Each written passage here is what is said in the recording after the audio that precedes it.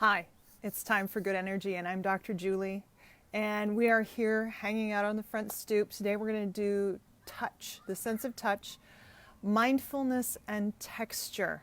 Now, before we get started, I have a throw pillow with me today. It is a little bit soft, a little velour-like, and so if you've got something with a cool texture, a pair of not khakis, can't think of it. A pair of pants with whales. What are they called? Anyway, if you've got something with a texture, velour, or something that has sort of a strange texture to it around the house, pull it out, and we'll be working with that in our sense of touch today. All right, so let's start like we normally do. Deep breath in. And release.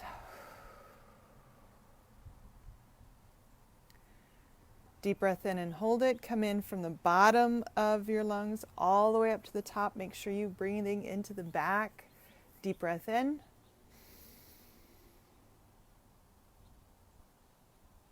And release. Last time, think about all the garbage that is floating around. Take a breath in.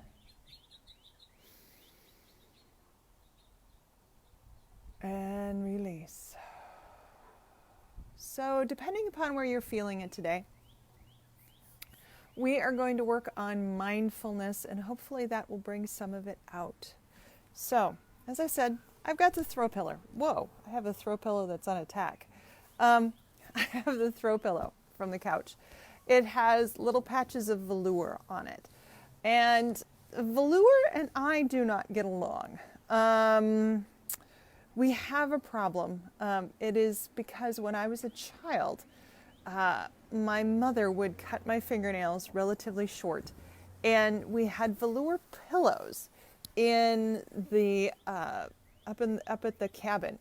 And I frequently these fingernails that were cut too short, the velour would get in between my fingernails and the skin of my fingers. It would go right in between that line.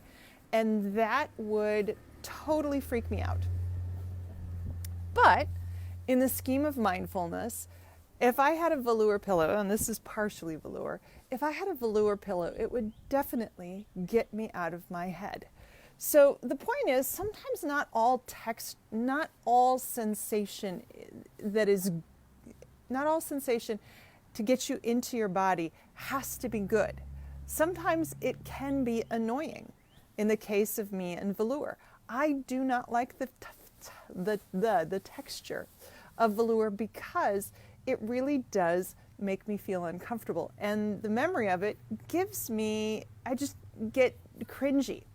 But cringy is better than thinking about this garbage. So sometimes you've got to find a texture that maybe you don't necessarily like to touch, or you can find textures that you like to touch.